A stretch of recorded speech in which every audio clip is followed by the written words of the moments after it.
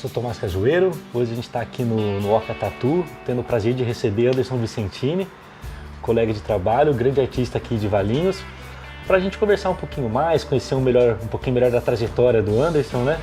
Agradecer por você ter topado a ideia da entrevista, agradecer Eu que agradeço a todos, né, que participaram aqui do projeto, o pessoal do Oca Tatu, o pessoal da Mafiosa.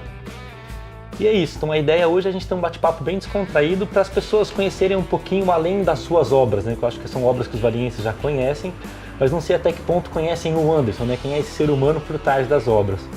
Então vai ser mais ou menos essa ideia. Obrigado de novo por ter topado vir. E é isso. Eu acho que uma boa maneira da gente começar é a gente começar lá de trás mesmo, sabe? A gente tentar entender qual foi essa trajetória que trouxe Anderson até hoje, ao artista que ele é hoje, com essa linguagem madura dele, etc. Não começou pela arte, pelo que a gente estava conversando um pouco antes, né? Não, na verdade começou bem longe das artes, assim. Na verdade eu estava estudando para o caminho das exatas, né? E depois de alguns cursos, faculdades na área de exata, a rotina é muito estressante, né? De matemática financeira, estatística. E daí eu decidi, meio que ao acaso, fazer uma faculdade de arte. Não pensando em trabalhar com arte, né? Mas assim, é uma forma de tirar a cabeça daquele mundo, né? Mas não era uma coisa que você trazia já, uma demanda que você tinha dentro de você? Eu sempre gostei muito de pintar, mas eu acho que, assim como muitas pessoas acreditam no Brasil, que a arte é um hobby, é uma coisa de final de semana, né? Então realmente era isso. Eu pintava pra mim, pintava pra amigos, pintava de final de semana. Sempre tive muito interesse por esses temas que eu trago hoje em dia no meu trabalho, mas era algo assim como um hobby, como um passatempo. E não era algo que eu imaginei que pudesse ser minha profissão como é hoje em dia. Daí eu comecei a fazer faculdade de arte e já nos 2 primeiros anos eu já consegui um trabalho como professor de arte, mesmo antes de me formar. Então daí eu abdiquei dos outros trabalhos que eu tinha para viver só de arte. Esse comecei a faculdade de arte, teve uma influência, teve uma pessoa, que eu acho que é um momento muito difícil, sobretudo para jovens que estão ainda com essa coisa na cabeça. Como que eu começo? São perguntas que eu recebo com frequência, né? E como que eu faço? Como foi no seu caso? Teve uma influência de um amigo, de um tio, de um pai? Então, não teve, sabia? Não teve influência nenhuma. Foi assim, vou dar a cara a bater mesmo. Porque eu trabalhava o dia todo aqui em Valinhos. A faculdade que eu fiz em Itu, então não é tão perto daqui. Então eu trabalhava o dia todo, pegava o ônibus, ficava quase 2 horas, 1h30 dentro do ônibus, estudava lá, que é a faculdade presencial todos os dias, voltava, chegava em casa às 10:50 da manhã. Daí você vai naquela rotina de 4 anos, mas acabou dando certo. Acho que o conselho que eu daria para quem quer estudar arte é isso, dar a cara, bater, enfrentar, não é fácil. Né? E você tinha muitas certezas ou muitas dúvidas quando começou essa faculdade? Quando eu comecei, eu tinha muitas dúvidas, né? Mas como eu também não é que não levava a sério, mas como não era algo que eu imaginasse que pudesse ser minha profissão, então eu ia pelo prazer das aulas. Então é o que eu comento com meus alunos hoje em dia. A melhor parte do meu dia era à noite, quando eu ia para a faculdade, né? Que daí tinha aula de história da arte, de disciplinas que traziam esse universo artístico, né? Dos grandes pintores e de técnicas novas, e daí foi um mundo também que eu conheci outras pessoas que tinham esses mesmos sonhos, né? Conheci o pessoal que fazia teatro, conheci muitos desenhistas, pintores, e que são amigos assim que eu trago até hoje. Já faz um bom tempo que eu me formei e são pessoas que ainda são presentes na minha vida. Eu acho que daí, depois que eu comecei a fazer a faculdade de arte, daí sim eu tive um referencial de pessoas, de colegas e amigos que estavam nesse mundo artístico. Inclusive no se descobrir, porque eu admiro muito do seu trabalho hoje, que eu acho que é um trabalho muito maduro. São poucos artistas que com a sua idade você consegue olhar o trabalho do Anderson e falar, não, esse trabalho é do Anderson. A gente estava conversando sobre a Casa São Jorge, né? Que eu cheguei lá semana passada com um colega, a hora que eu vi, eu falei, cara, não é possível, você já reconhece de longe que é o trabalho do Anderson, né? Esse processo, então, nasce muito nesse amadurecer dentro da faculdade. Sim, tanto que foi a primeira negra que eu pintei foi quando eu estava no último ano de faculdade. Nós tínhamos que fazer um trabalho de pintura a óleo, era um trabalho mesmo de faculdade, um trabalho escolar. E daí eu estava assistindo um filme O Iluminado, do Kubrick, e tem uma cena que tem uma pintura, uma pintura de uma negra no quarto. E daí eu falei assim, não é isso que eu quero, vou já ao cinema, essa cena do Kubrick, né, do Iluminado, e vou fazer a minha pintura baseada nisso, vou trazer alguma coisa bem simbólica. E foi que eu fiz a minha primeira pintura negra foi nesse período que eu estava na faculdade. Para a gente começar a falar um pouquinho melhor do seu trabalho, para quem não conhece, como você definiria, como você explicaria? O meu trabalho é... Pergunta fácil, né? Super tranquila. Meu trabalho é difícil, hein? Eu acho que o meu trabalho, ele é...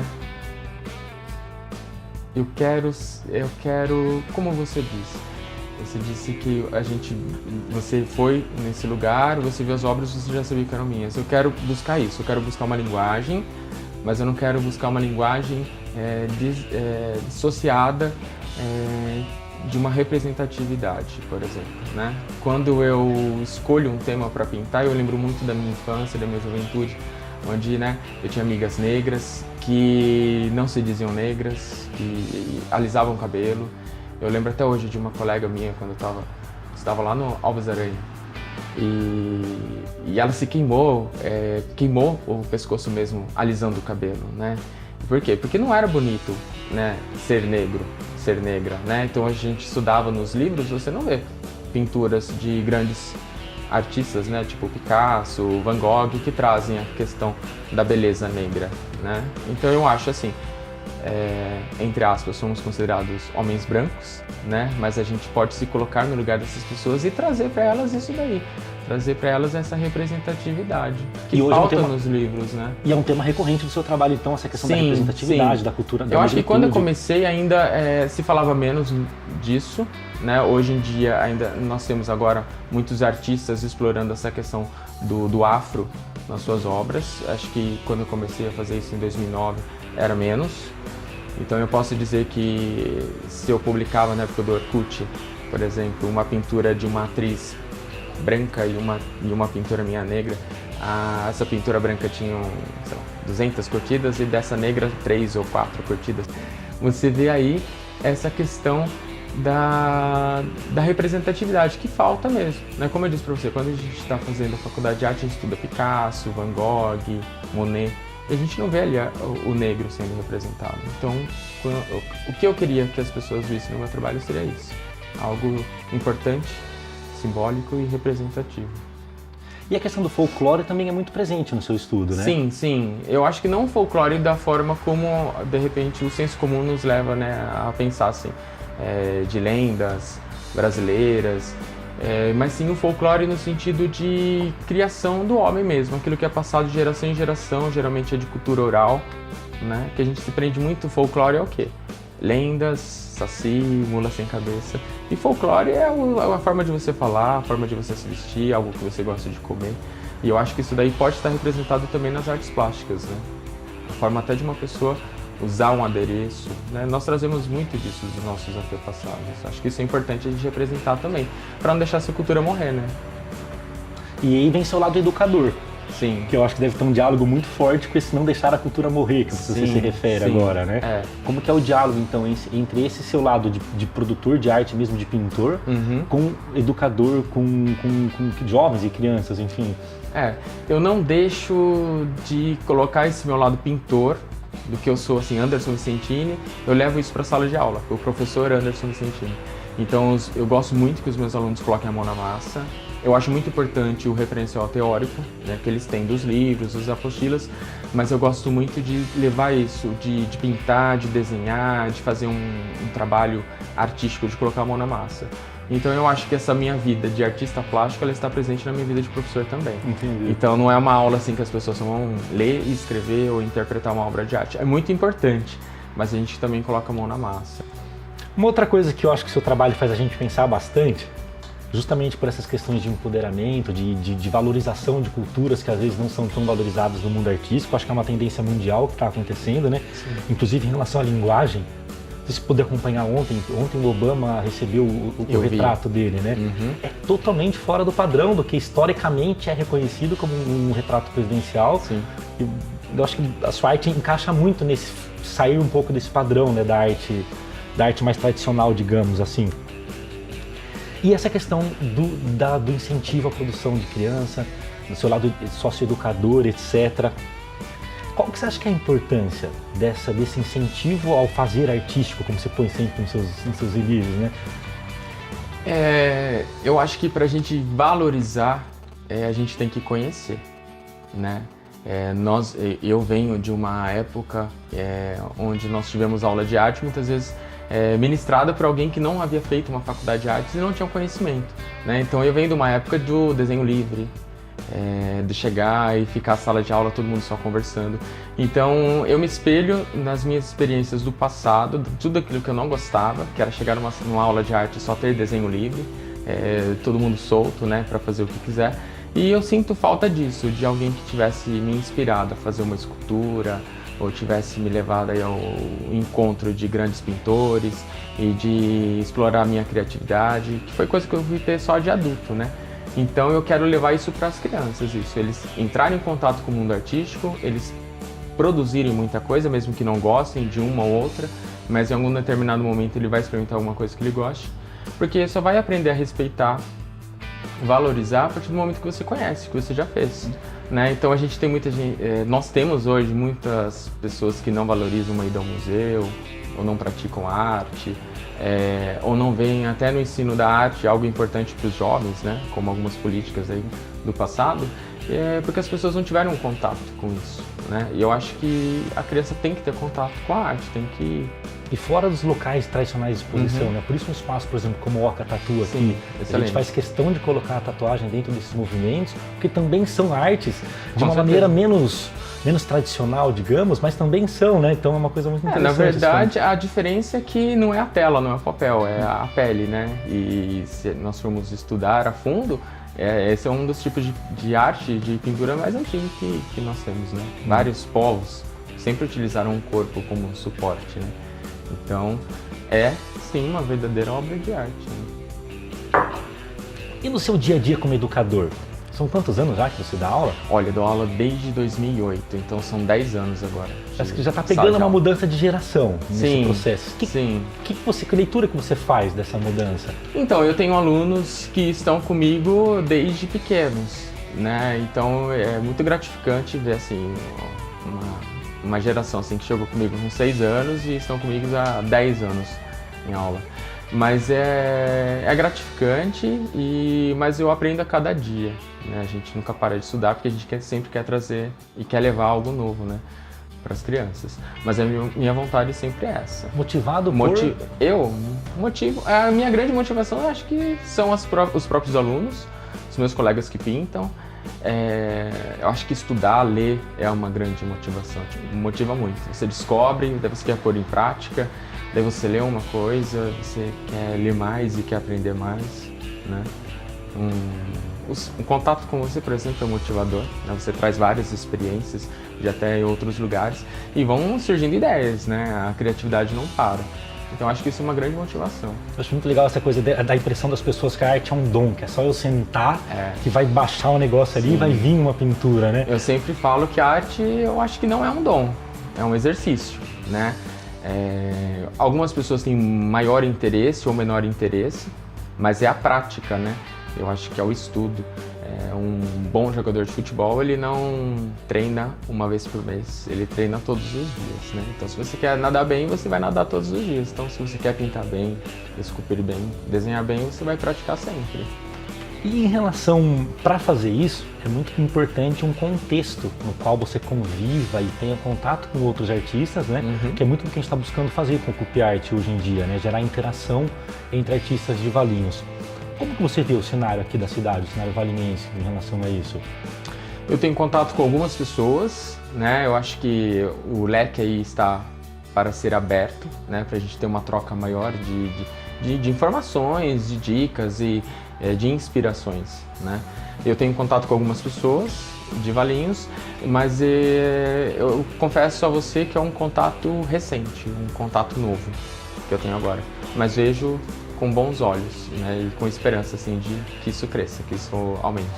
E o que a gente, como artista, poderia fazer, você acha? Porque eu vejo com muita frequência um discurso dentro da classe artística, não só da classe artística, o ser humano, né, terceiriza, a culpa é do outro, nunca é minha, né? E a gente tem batido muito nessa tecla ultimamente de que a classe artística também precisa fazer uma autocrítica para entender, para ter uma compreensão maior sobre o contexto, né? O que você acha que a gente, como artista, poderia estar fazendo mais, assim? Acho que para ter essa união que precisa, né, e não esperar que outras pessoas façam, né, é ter aí a sua proatividade, né, não esperar que outro faça. Então, isso que você está fazendo agora, por exemplo, é uma forma de nos unir ainda mais, né, e de repente, com essas palavras, inspirar outra pessoa e fazer com que ela também não deixe que os outros escolham o caminho dela, o que ela deve fazer ou não. Eu acho que a melhor tomada de decisão é tomar uma decisão, é ser o proativo, né? Legal. Anderson, muito obrigado. Se quiser passar algum recado, alguma coisa para o pessoal que vai estar assistindo a gente, fica à vontade. Senão eu ia pedir para você dividir um pouquinho dos seus contatos. Quem quiser conhecer o trabalho do Anderson, onde que pode ver, onde que está disponível isso, como que é?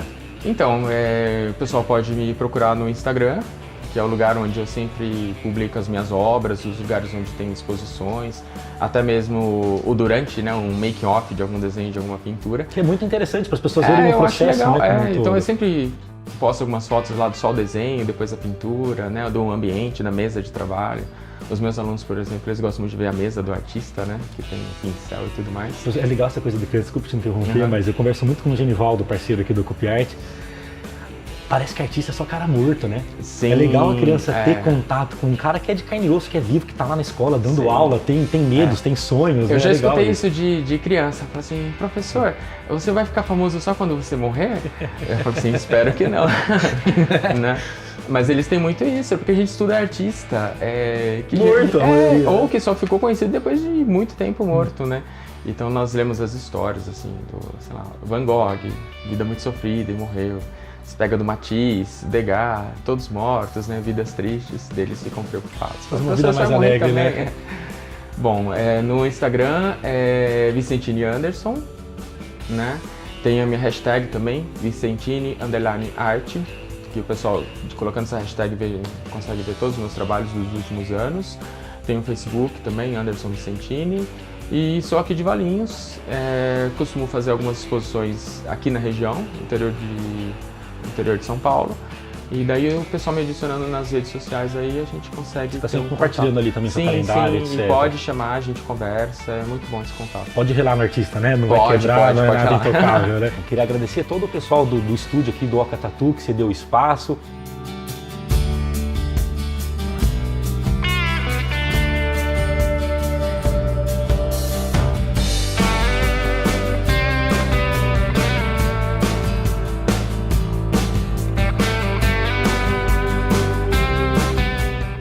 E agradecer também ao pessoal da Mafiosa, a cervejaria aqui de Valinhos, que tem feito um trabalho super legal, tanto de apoio do CopyArt, quanto de levar essa questão da cultura para dentro da própria cervejaria, através das embalagens, etc. Então, queria agradecer a todos e agradecer sobretudo ao pessoal que está em casa assistindo o nosso trabalho, que continue acompanhando o CopyArt, que 2018 vai ser um ano de muitas iniciativas ainda que estão para vir. É isso mesmo, Tomás. Eu acho muito importante isso, né? Esse incentivo, esse apoio dos empresários de Valinhos e daqui da região. O pessoal que abre espaço, né, para nós expormos a nossa arte, para poder falar um pouquinho sobre arte. Porque nós, artistas, né, precisamos viver de arte. Então seria muito legal o apoio de vocês. E quem puder ajudar e compartilhar todas as suas ideias, né, serão todos bem-vindos. Você que está em casa, muito obrigado por estar acompanhando. Compartilhe aqui no vídeo, faça suas perguntas. Marque seus amigos, nos ajude também a levar a arte de Valinhos para outros lugares. Então você que não é aqui de Valinhos também compartilhe, comente, escreva para a gente com ideias, com sugestões, que a gente é super aberto, assim que o CopyArt vai continuar. Muito obrigado a todo mundo.